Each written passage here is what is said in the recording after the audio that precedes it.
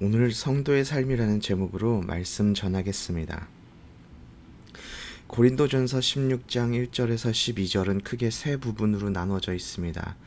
1절에서 4절까지는 연보에 대해서, 그리고 5절에서 9절까지는 바울의 행적에 관한 이야기, 그리고 10절부터 12절까지는 디모데와 아볼로의 소식에 관한 이야기입니다.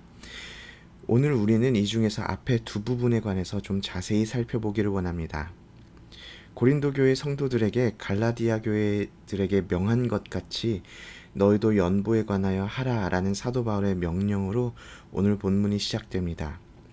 사도 바울이 고린도 교회뿐만 아니라 갈라디아 교회에도 연보를 하라고 명령한 것으로 보이는데요.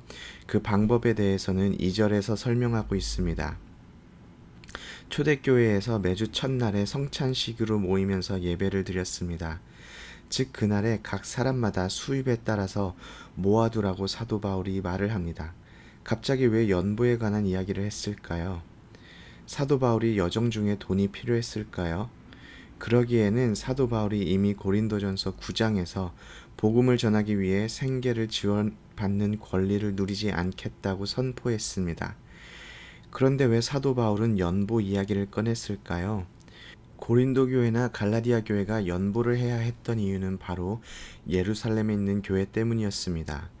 로마서 15장 26, 27절을 보면 사도 바울이 제3차 선교 여행을 마치고 마게도냐와 아가야 지방의 이방 교회 성도들이 예루살렘 교회 성도 중 가난한 자들을 위하여 헌금한 것을 알 수 있습니다. 아니, 마게도냐와 아가야 지방에도 분명히 가난한 성도들이 있었을 텐데 왜 굳이 예루살렘 교회 성도를 도왔을까요? 사도행전 11장 27절 28절을 통해서 예루살렘에 아주 극심한 가뭄이 있었음을 우리가 유추할 수 있고요.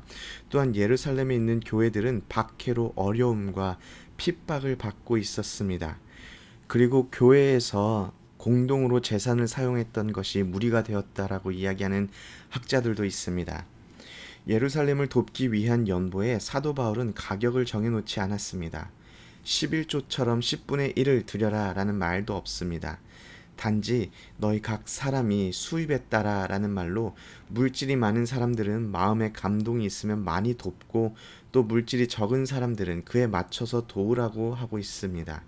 다시 말하여 자유롭게 하되 모든 사람이 동참하라는 의미입니다. 예루살렘 교회가 이렇게 어렵다고 하더라도 고린도 교회 성도들이 예루살렘 교회를 도와주는 것이 쉬웠을까 생각을 해봅니다.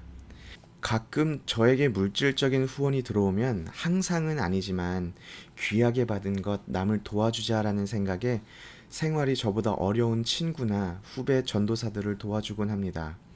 그런데 저도 제가 아는 후배 친구 전도사를 도와주지 한 번도 만나지도 않았고 얼굴도 모르는 그런 분들을 도와주기는 쉽지가 않습니다. 심지어 고린도 교회 사람들이 살았던 당시 문화를 살펴보면 유식하게는 그레코 로만이라고 말하지만 쉽게 말해서 그리스 로마 문화권인데요. 당시 사회에서 다른 이에게 선을 베푸는 것은 긍휼한 마음이 있었기 때문도 있지만 그것보다는 개인의 덕이나 사회적 능력을 드러내려는 동기가 강하게 작용하였습니다.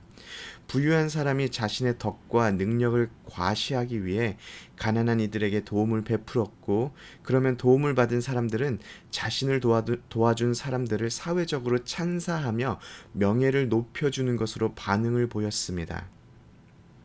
마치 우리 여성분들이 서로 만나 이야기할 때 어머, 너 너무 이뻐졌다 이렇게 말을 하면 그 말을 들은 분은 가만히 있지 않죠. 이렇게 대답합니다. 아니, 너는 피부가 왜 그렇게 곱니?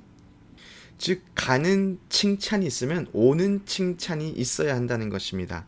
그리스 로마 문화권에 살았던 사람들은 내가 베풀었던 것에 대한 정당한 돌아오는 영광과 찬사가 있어야 했습니다. 바꿔 말하면 그리스 로마 문화권 속에서 고린도에 살던 사람들이 찬사와 명예를 돌려받지도 못하는 대상을 돕는 일은 거의 없었다라는 것입니다. 사도 바울은 지금 그리스 로마 문화권 속에 살고 있는 고린도 사람들에게 한 번도 만나보지도 않았고 얼굴도 모르는 예루살렘 교회 사람들을 도우라고 요구하고 있습니다.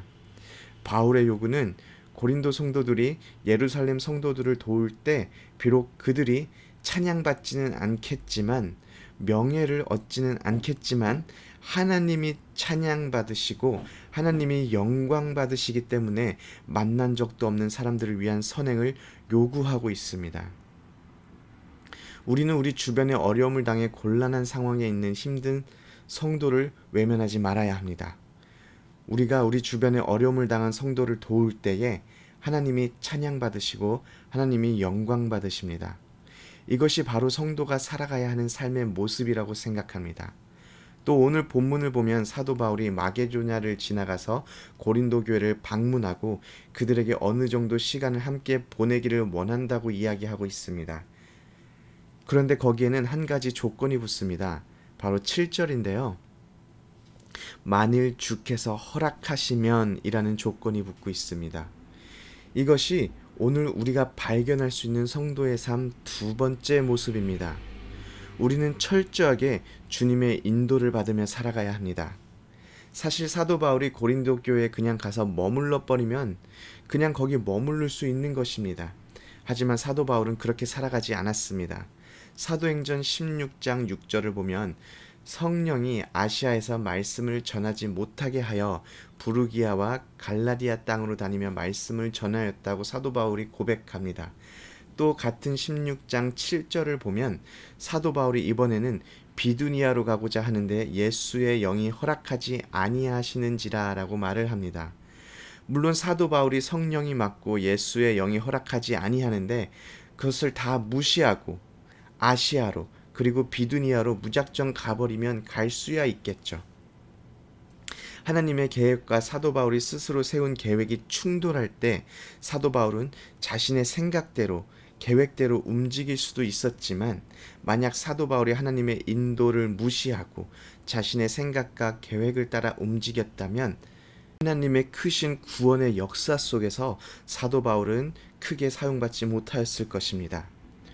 저 또한 예전에 하나님께 목회자의 길을 가겠다고 3번이나 서원하고 난 후에 머릿속으로 계산기를 튕겨보니까 목회자의 길을 가는 것이 수지 맞는 장사가 아닌 것입니다. 그래서 하나님께, 하나님, 제가 물질로 교회를 충성되게 섬기는 평신도 사역자가 되겠습니다 라고 타협을 하며 저의 계획대로 유학생활을 시작했습니다. 공부하는데 점수도 잘 나오고 여기저기서 도움의 손길도 오는 것을 보면서 평신도 사역자로 섬기면서 목사님 밥 걱정 없게 해야겠다라는 원대한 꿈을 펼쳤습니다. 그런데 중요한 것은 평안이 없었습니다. 또한 순간순간의 즐거움은 있었지만 하나님이 주시는 기쁨은 없었습니다. 결국 저의 계획과 하나님의 계획 속에서 하나님의 계획과 하나님의 인도를 따르는 선택을 했을 때 비로소 물고기가 물을 만난 것과 같은 경험을 하게 되었습니다. 하나님의 인도하심이 우리의 눈에는 만족스럽지 못해 보일 수 있습니다. 하나님의 계획이 최선의 선택이 아닌 것 같아 보이기도 합니다. 하지만 하나님의 인도하심과 날 향한 하나님의 선하신 계획은 우리의 삶에 항상 최고를 주십니다. 민감하게 하나님의 인도하심을 듣기를 사모하며 기도하기를 원합니다. 그리고 하나님의 인도하심을 따라 살아가는 성도의 삶을 살아가시기를 바랍니다. 우리 오렌지 한인교회 성도님들께서 오늘을 살아가실 때에 연약한 성도를 도움으로 하나님께 영광되는 삶을 사시며 또 하나님께서 인도해 주시는 음성에 귀 기울일 줄 알고 또 따라가는 성도의 삶을 살아가시기를 소원합니다.